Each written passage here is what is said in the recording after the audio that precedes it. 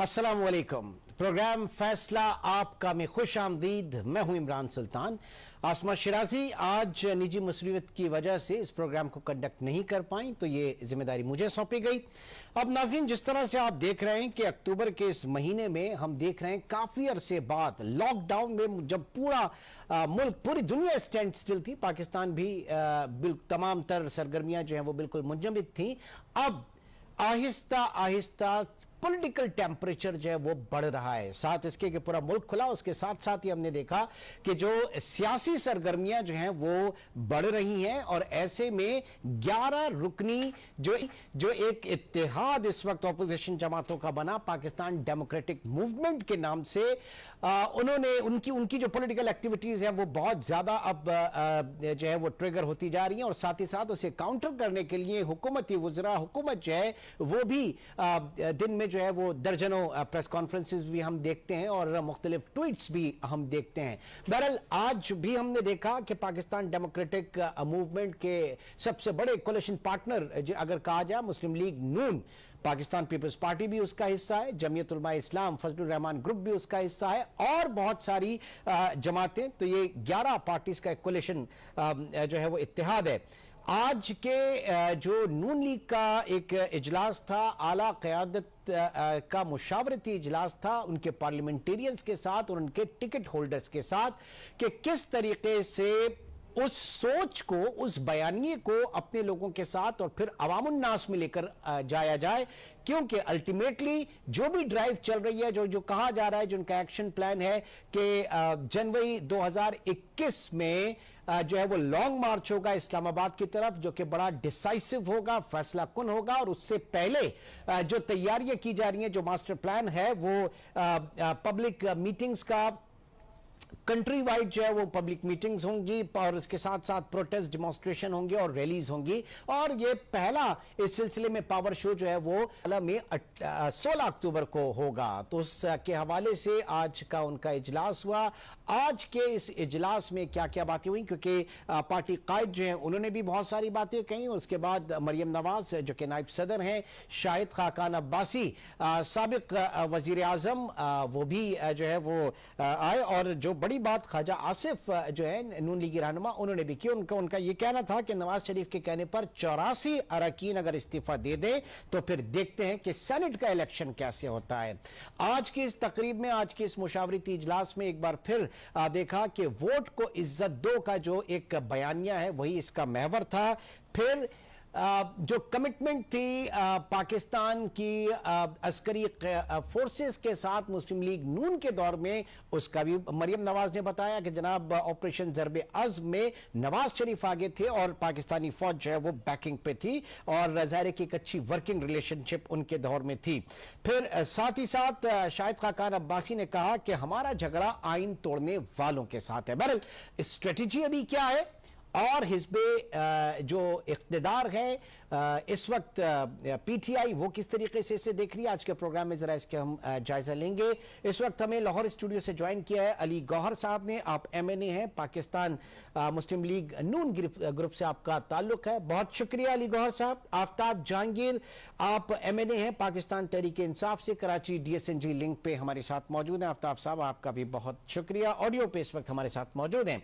अली गौहर साहब, सबसे पहले आपकी तरफ आऊंगा। आज जो बात की गई पार्लियामेंटेरियंस और टिकट होल्डर से खिताब में स्ट्रेस दिया गया कि जरा हिम्मत पकड़ें, आप हिम्मत पकड़ेंगे, आप बहादुर बनेंगे तो आवाम आपके साथ खड़ी होगी। क्या आज के पूरे उसमें एक पार्टी कारकुन के तौर पे आपने लिया आज के इस मुशावरती इजलास को?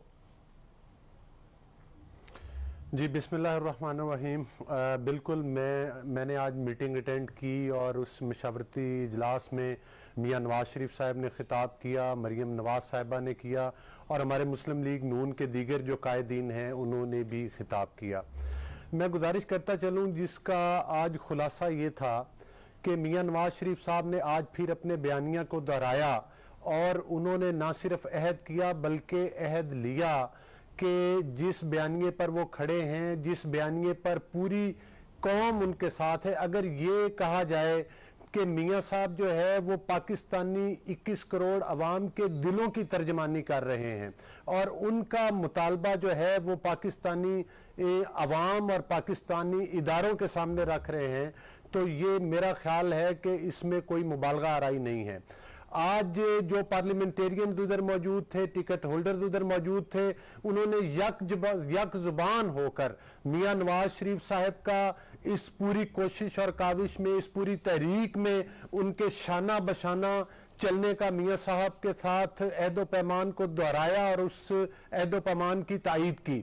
और इंशाअल्लाह ताला पूरी पाकिस्तानी कौम, उनके MNAs, MPAs और टिकट होल्डर्स और दीगर जितनी भी ऑपोजिशन सियासी जमातें जिसमें मौलाना साहब की पार्टी है, पाकिस्तान पीपल्स पार्टी है, ये एक प्लेटफॉर्म पर हैं। इनका एक मकसद है और वो मकसद सिर्फ और सिर्फ ये है कि पाकिस्तान में आइन और कानून की हुक्मरानी को बहाल करना, ना सिर्फ बहाल करना बल्कि उसको अब आइंदा के पाकिस्तान में उसको कायम रखना भी है। ठीक।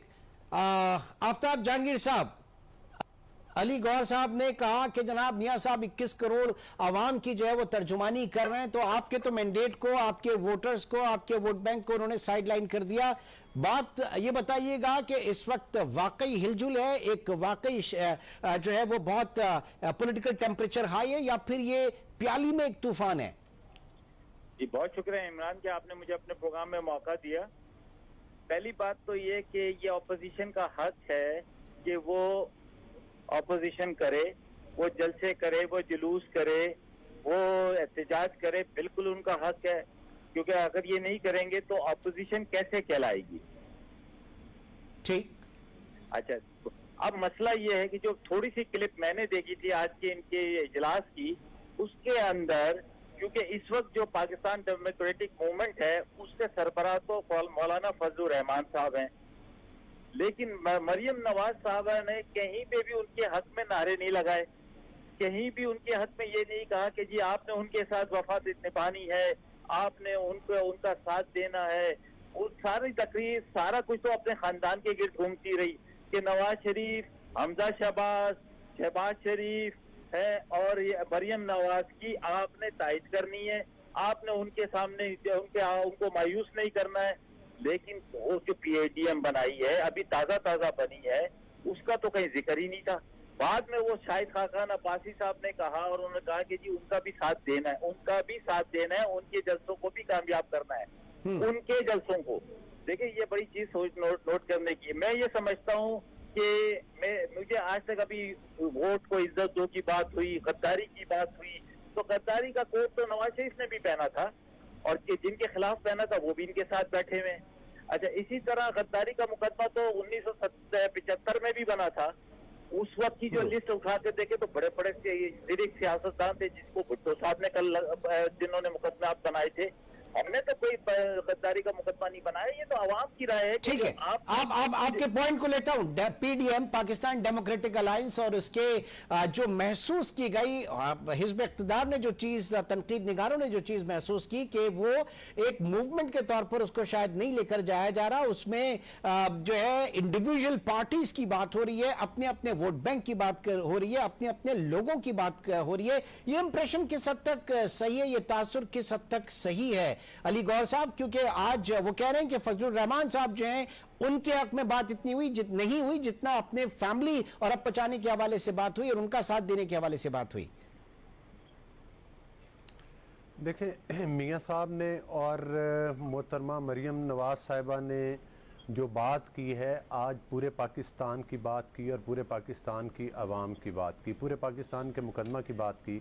और मैं अपने भाई को ये बताना चाहता हूँ कि जो आज की हमारी मीटिंग थी वो हमारी जो थी वो पाकिस्तान मुस्लिम लीग नून की मीटिंग थी और इसमें पाकिस्तान मुस्लिम लीग नून के पार्लियामेंटेरियन थे और वो इस पर राय में बात हुई कि वो अपने पार्लियामेंटेरियन के साथ जो थे वो मुशावरत का अमल के सिलसिला में ये आज की मीटिंग हुई और तमाम अरकान असम्बली ने उनके साथ तजदीद वफा का अहद किया है।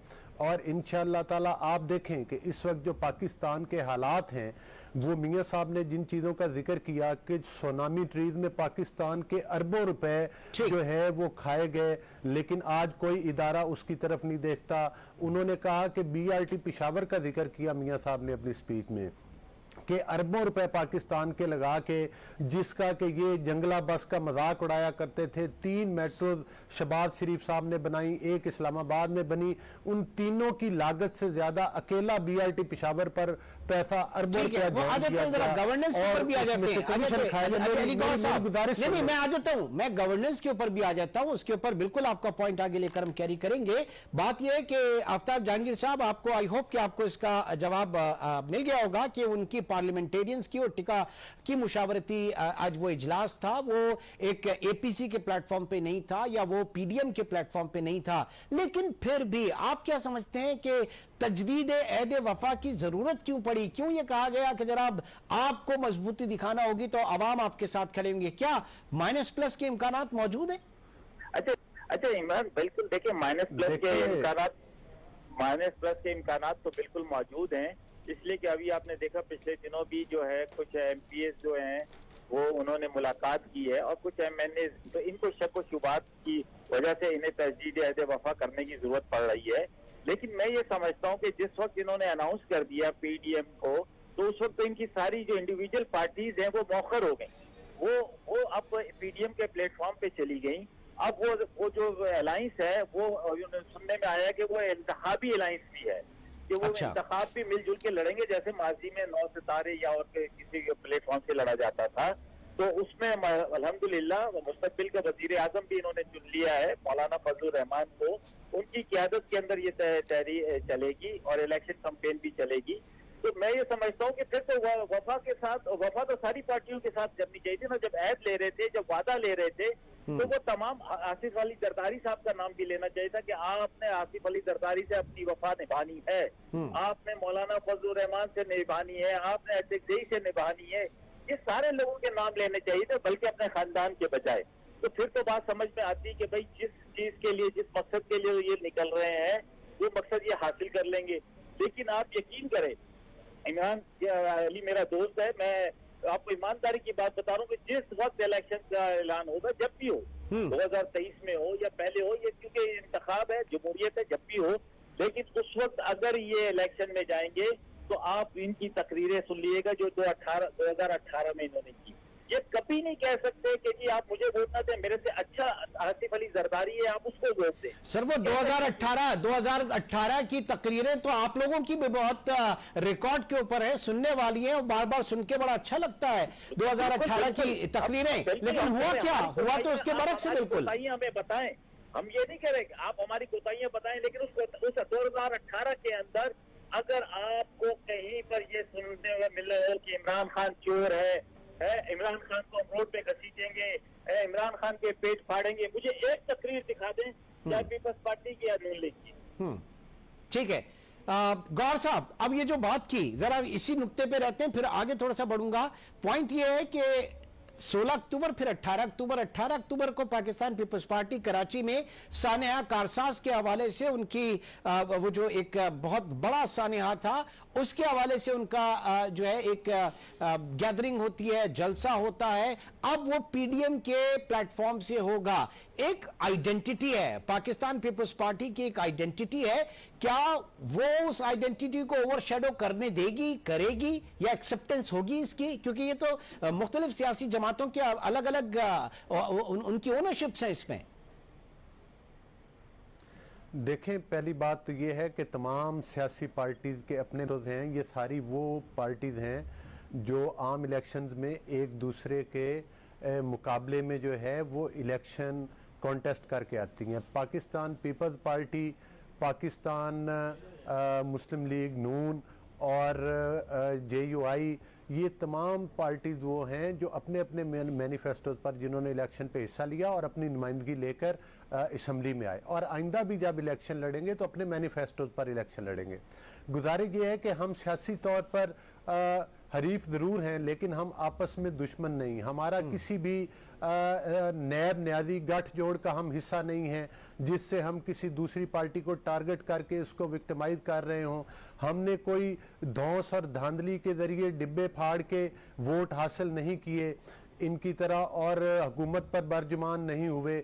हम एक इलेक्टेड नुमाइंदे हैं। आज हमारे जितने लोग बैठे, अगर ये रात के 12 बजे आरटीएस सिस्टम ना बंद किया जाता और धांधली ना की जाती तो आज भी पाकिस्तान मुस्लिम लीग नून की हुकूमत होती। उसकी वजह कि पाकिस्तान मुस्लिम लीग नून ने डिलीवर किया। उन्होंने हजारों किलोमीटर मोटरवेज बनाए, मुल्क में लोड शेडिंग और तारीखियां थी, वो तारीखियां दूर की। आपको पता है कि एनर्जी क्राइसिस को एड्रेस किया। सर वो फी जमाना बातें थी उस वक्त। अगर इन चीजों के नारे लगे थे तो वो उस वक्त आवाम भी कमी महसूस कर रहे थे, भी उस वक्त थी, करप्शन भी उस वक्त थी, महंगाई आज ज्यादा, इसमें कोई शक नहीं। और जो वजीर इत्तलात हैं वो बाकायदा उनका ये कहना है कि सिर्फ इन्फ्लेशन यानी महंगाई के अलावा बाकी तमाम इशारे जो हैं वो बेहतर हैं। जरा इसके ऊपर भी हम बात करेंगे, गवर्नेंस के ऊपर भी हम बात करेंगे। एक छोटे से ब्रेक के बाद दोबारा मिलते हैं।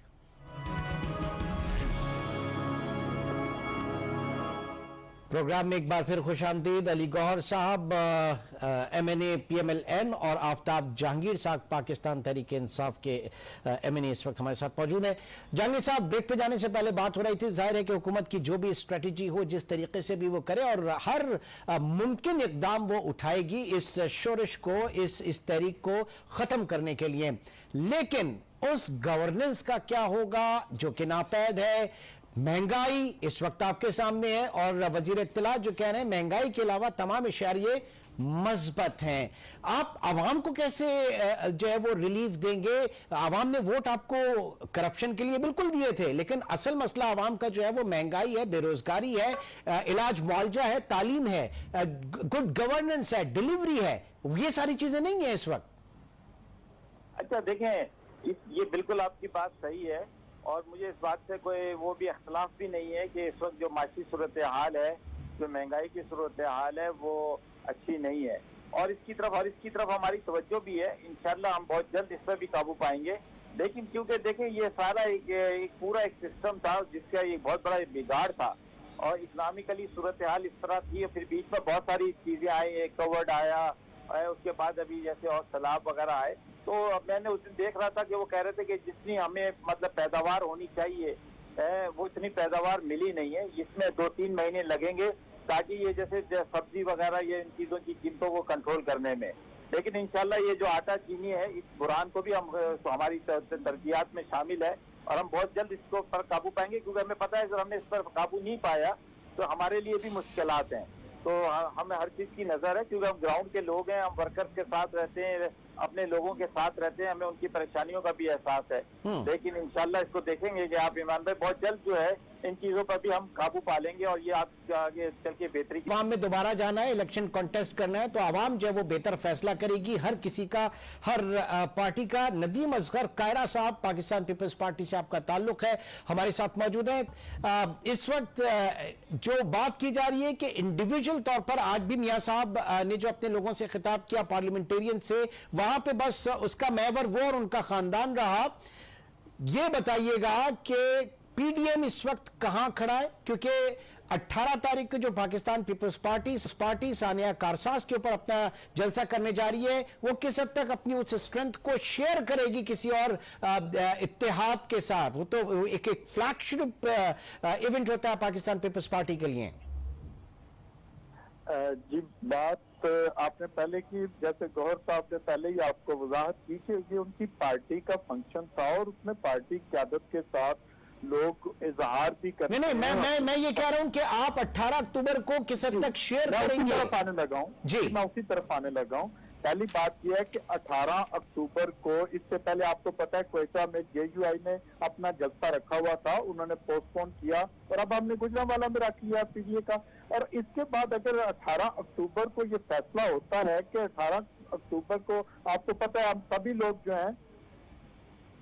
लोग जो हैं वो उसके, क्योंकि हमारे 250 कारकुनों की शहादत हुई थी, बीबी शहीद के ऊपर अटैक हुआ था, तो इसलिए हमने अगर पीडीए के तहत भी उस जलसे को करने किया तो उसमें पीपल्स पार्टी और तमाम सियासी जमातें।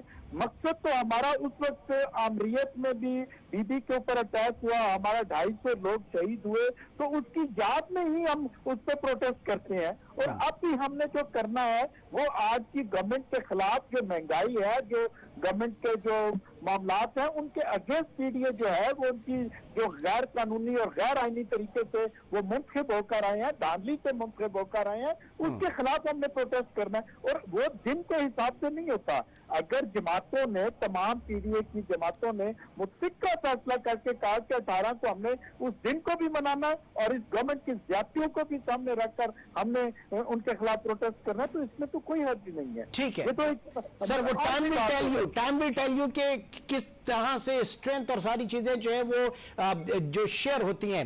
अली गौर साहब, आपकी तरफ आऊंगा, ये फरमाइएगा आप आज के इजलास में और इस पूरी पीडीएम की मूवमेंट में सो फार अब तक जो है कहीं शहबाज शरीफ साहब की कमी महसूस हो रही है? फिजिकल अपीयरेंस उनकी होती है, जाहिर है कि एक कारकुनों के लिए और जो तंजीम के लोगों के लिए एक जज्बा अलग होता है, कभी महसूस हुई उनकी? देखें, बात सुने कि ये कोई सिलसिला नया नहीं है। झूठे मुकदमात में मियां नवाज शरीफ साहब को पाबंद सलासिल किया गया नैब के जरिए और हमारे तमाम कायदीन को, जिसमें आपने देखा मियां नवाज शरीफ साहब, मरियम नवाज साहिबा खुद पाबंद सलासिल रहीं, उस वक्त पाबंद सलासिल रहीं जबकि उनकी वालदा जो थी जिंदगी और मौत की कश्मकश में थी। इन्हीं अदालतों का एहतराम करते हुए इन्हीं जो बनाए गए झूठे मुकदमात की वो सजाएं काटी जो कि वो जुर्म भी नहीं किए थे, लेकिन इदारों की और पाकिस्तान की बका के लिए मियां नवाज शरीफ साहब वापस आए, अपनी बेटी के साथ आए और पाबंद सलासिल हुए। वाकईतन शहबाज शरीफ साहब हों, हमजा साहब हों, हम चाहते हैं कि इस मूवमेंट में वो हमारे शाना बशाना हो, लेकिन आपको पता है कि इस वक्त पाकिस्तान में कानून और आइन को रौंदा जा रहा है, वोटों के जरिए नहीं, अवाम की राय के जरिए नहीं, बल्कि सिलेक्शन के जरिए सिलेक्टर्स जो हैं वो सिलेक्टेड लोगों को सामने लाए हैं। पाकिस्तान की तारीख में पहली दफा ऐसा हुआ है कि जो लोग अपने हल्का से काउंसलर मुंतखब नहीं हो सकते थे, आज वो असम्बलियों के मेंबर बन के बैठे हैं सिर्फ झूठे नताइज की वजह से। और आज उसका खमियाजा जो है वो पूरा पाकिस्तान भुगत रहा है। आप देखें आज महंगाई किस जगह पर पहुंच गई है, अद्वियात के रेट 300% तक बढ़ चुके हैं। करप्शन ये है, कोई आटा अरबों रुपए का चोरी करके अपनी जेबों में भर के ले गया, कोई अरबों रुपए की चीनी अपनी जेबों में भर के ले गया, किसी ने सुनामी ट्रीज के नाम पर अरबों रुपए खा लिए, किसी ने बीआरटी पिशावर के नाम पर अरबों रुपए। आफ्ताब जहांगीर कह रहे हैं कि हम आज आप देखें, आज ये महंगाई सबसे पहले, मेरी गुजारिश सुन ले, ये सिलेक्टेड गवर्नमेंट, मेरी गुजारिश सुन ले, ये सिलेक्टेड गवर्नमेंट, इसका वाहिद हल जो है इन सिलेक्टेड और ये ऐसा एक एहतसाब का निजाम बनाया जाना चाहिए जिसमें ये जो हाथ हैं अवाम के, ताकि इनके गिरबानों तक भी पहुंच सके। पाकिस्तान के अवाम को इंसाफ उस दिन मिलेगा जिस दिन ये सिलेक्टेड लोग जो हैं वो इंसाफ के कटहरे में खड़े होंगे। आगे चलेंगे आप हमारे साथ ही मौजूद है। एक ब्रेक की तरफ हम चलेंगे, ब्रेक के बाद प्रोग्राम को कंटिन्यू करते हैं।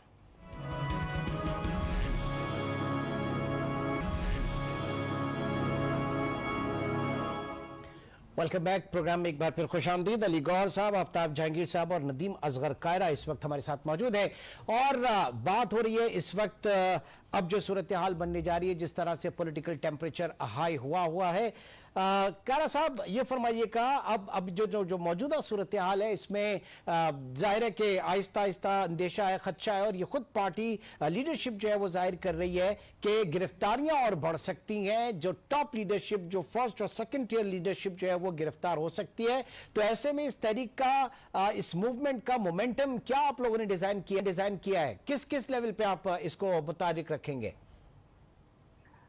पहली बात यह है कि जी मुझे बड़ा अजीब लग रहा है जब इतनी पार्टियों की क़यादत है, उन्हें गिरफ्तार भी करेंगे तो क्या उनके कारकुन, और यही चीजें हम एमआरडी की तारीख में भी देखते रहे हैं, यही चीजें हम मुशर्रफ के दौर में भी देखते रहे हैं कि लोगों को गिरफ्तार किया जाता था, लीडरशिप को गिरफ्तार किया जाता था, लेकिन तारीख कभी नहीं रुकी थी। देखें, जब जुल्फिकार अली भुट्टो साहब को शहीद किया गया तो यही सोचकर किया गया था कि मोतबा नुसरत भुट्टो साहिबा तहरीक नहीं चला सकेंगी, लेकिन उन्होंने तहरीक चलाई, उसके बाद बीबी शहीद ने चलाई। इसी तरह ये तहरीकें जो है ये रुकेगी नहीं।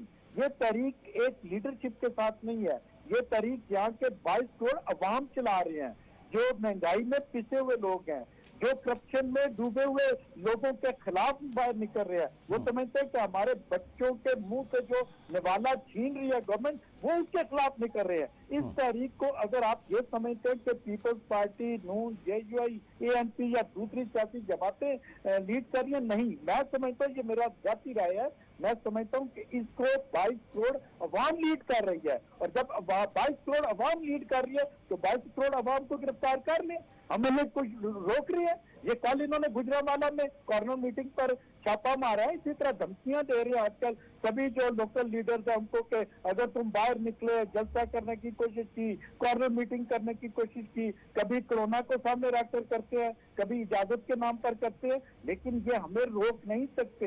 ये 22 करोड़ आफ्ताब साहब, आपने अपने अर्लियर कमेंट में एक बात कही थी कि ऑपोजिशन का हक है एहतजाज करना और जलसे जुलूस करना, सारी चीजें। किस हद तक आपकी सोच को जो है वो पार्टी और हालात को देखते हुए आगे लेकर चलेगी? कोरोना के हवाले से शेख रशीद साहब का और लोगों का भी ये कहना है कि डर है, खदशा है कोरोना फैल ना जाए, और कहने वाले ये भी कह रहे हैं कि खुदा ना खास्ता दोबारा लॉकडाउन की तरफ भी जा सकते हैं, हुकूमत एज ए टूल भी इसको ले सकती है, कहने वाले ये भी कह रहे हैं।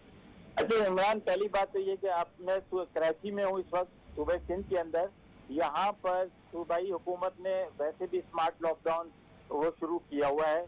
मुख्तलिफ शादी हाउस के ऊपर पाबंदी है, मुख्तलिफ बाजारों पे, मुख्तलिफ चीज़ों पे पाबंदी लगाई जा रही है, और उसकी रीज़न ये पेश किया जा रहा है कि कोविड जो है, कोरोना जो है दोबारा से सर उठा रहा है। इसी तरह मतलब तो मैं ये समझता हूँ कि क्या ये जो जलसे जुलूस करेंगे, आपने शादी हाल तो बंद कर दिए, क्या जलसे जुलूस से आप इस बार गारंटी मिलेगी आपको कि कोरोना नहीं फैलेगा? एक बात। दूसरी बात, मुझे एक चीज समझ में नहीं आती कि कोरोना के को मौलाना फजलुर रहमान साहब तो सीरियस लेते ही नहीं है, पहले दिन से नहीं ले रहे। आपने देखा कि आज तक उन्होंने कहीं पर जो मीटिंग्स भी की, चाहे वो पीपल्स पार्टी के साथ की, किसी के साथ, पीपल्स पार्टी के साथ जब की तो बिलावल साहब ने भी मास्क लगाया हुआ था और जरदारी साहब ने तो शीशे वाला मास्क भी लगाया हुआ था, लेकिन मौलाना फजलुर रहमान साहब ने ना मास्क लगाया था, ना कोई एहतियात की थी। तो क्या जो सरबराह है पीडीएम का वो इस बात को समझता है कि ये इतना बड़ा सीरियस मसला है जो दुनिया के अंदर दोबारा ठीक है सर, दो चीजें। सबसे पहले तो जब सिंध गवर्नमेंट की आप बात करें, मुराद अली शाह साहब जो है वो हाथ जोड़ के आवाम से उन्होंने अपील की कि घरों में बैठे एहतियात करें, कोरोना खत्म नहीं हुआ, दोबारा जो है उसकी लहर नहीं है, बल्कि ये खत्म नहीं हुआ। और उसी गवर्नमेंट में हम देख रहे हैं कि कराची इत्तेहाद के नाम पे जो रैली पिछले दिनों निकली वो भी इसी गवर्नमेंट में। तो ये इख्तिलाफ है, ये और सियासी जमातों से भी है। अली गौहर साहब, ये बताइएगा, ये सारा जितना भी आप कुछ कर रहे हैं 22 करोड़ आवाम का नाम लेकर कर रहे हैं, खुदा ना खास्ता अगर इन जलसे जुलूसों से, इन तहरीकों से अगर कोरोना फैल गया तो फिर कौन सी आवाम और कहां की सियासी जमातें, और क्या आपका पॉलिटिकल मैंडेट? देखें, सबसे पहली गुजारिश तो ये है कि कोरोना का जो पेंडेमिक था वो अब पहले से काफी स्लो हो चुका है, लेकिन ये एक मुसलमा हकीकत है कि जिस बेदर्दी के साथ पाकिस्तानी अवाम का खून मौजूदा हुकूमत और ये सिलेक्टेड गवर्नमेंट निचोड़ रही है, कोरोना के असरात इससे ज्यादा बुरे नहीं हैं। कोरोना के साथ चंद लोगों ने जिंदगी के हाथ धोए, लेकिन अगर ये हुकूमत कायम रही तो पूरा पाकिस्तान तबाही की तरफ जा रहा है। लोग कंगाल हो चुके हैं। लोग जो है, आपको पता है कि पहले भी जो आबादी पॉवर्टी लाइन से नीचे थी, इनकी हुकूमत आने के बाद करोड़ों लोग गुर्बत की लकीर से नीचे जा चुके हैं। लोगों को खाने के लिए रोटी नहीं मिलती और लोगों को, बीमार लोगों को दवाई नहीं मिलती। लोग बिजली के बिल अदा नहीं कर सकते। मुझे ये बताएं कि लोग, अगर आज मियां नवाज शरीफ साहब ने भी अपनी तकरीर में कहा कि जो बंदा रोटी खाता है उसके बच्चे को पीने का दूध नहीं मिलता, तो आज इतने भयानक हालात यानी हैं, आप ये कह रहे हैं अगर कि और हम हुकूमत जो है वो कोरोना से ज्यादा खतरनाक है। आपका लुब्बुलबाब कहने का ये है। नदीम असगर कारा साहब, मैं वही बात कहूंगा कि कहां सिंध हुकूमत ने लीड किया था इस पूरे पेंडेमिक के हवाले से, एहतियाती तदबीर के हवाले से, और पिछले दिनों हम कराची रैली भी हमने देखा। तो ये अवाम कहां खड़ी है जिसके नाम पे आप लोग सब सियासत कर रहे हैं, उसका वो कहां है, कहां मतलब उसकी तरजीहात क्या है? देखिए, पहली बात यह है कि इमरान साहब, सोचने वाली बात है, पिछला पूरा माह जो है वो आज केलम का था, प्रोग्राम अहले तशरीह का। कल आपको पता है ईद मिलाद नबी मनाया जाएगा, उसके मिलाद के जो है वो तमाम के तमाम फंक्शन होंगे। और अगर रैली निकलती है सियासी तौर पर तो आप कहते हैं कि इससे तो कोरोना का खतरा है। मेरे भाई ने बिल्कुल सच कहा है कि ये गवर्नमेंट जो कोरोना गवर्नमेंट है, इसका हम क्या करें, जिसकी वजह से लोग भूख से मर रहे हैं, पेट्रोल की कीमतें बढ़ रही हैं, बिजली की कीमतें बढ़ रही हैं, इनके अपने साथियों की करप्शन बढ़ रही है। तो इसके बावजूद अगर आप कहते हैं कि लोग बाहर ना निकले, तो मरना ही है। मरना ही है तो कम से कम इसके खिलाफ, गवर्नमेंट के खिलाफ निकलेंगे, अपने बच्चों के हक के लिए निकलेंगे, तो निकल कर अपना प्रोटेस्ट रिकॉर्ड कराएंगे, तो कम से कम मैं समझता हूँ कि कोरोना इतना नहीं फैलेगा। अगर इससे निजात मिल गई तो लोग, मैं समझता हूँ कि एक स्टेबल जिंदगी जो है वो गुजार लेंगे। अगर ये रहे और ये मजीद इसी तरह चलते रहे तो इस पाकिस्तान की बुनियादों को हिला देंगे। इन्होंने क्या मैसेज दिया है कश्मीर के वजीर आजम के ऊपर गद्दारी का? सर, उसको अगले प्रोग्राम में जरूर डिस्कस करेंगे। प्रोग्राम में वक्त की कमी इस वक्त आड़े आई। 22 करोड़ पाकिस्तानियों के हवाले से बात की जा रही है, उसको जो है वो लीड कर रही है और हुकूमत कहती है कि हम उसे लीड कर रहे हैं। बहरहाल कोरोना की वबा अपनी जगह पर मौजूद है। अगर ये सियासी सरगर्मियां और खुदा न खास्ता इनकी वजह अगर कोई भी पॉलिटिकल इस तरह की सरगर्मियां बनती हैं तो फिर जवाबदेह कौन होगा, और फिर जाहिर है कि हालात अच्छे नहीं होंगे। इंशाअल्लाह आपसे फिर मुलाकात होगी। अपना बहुत ख्याल रखिएगा। अल्लाह हाफिज।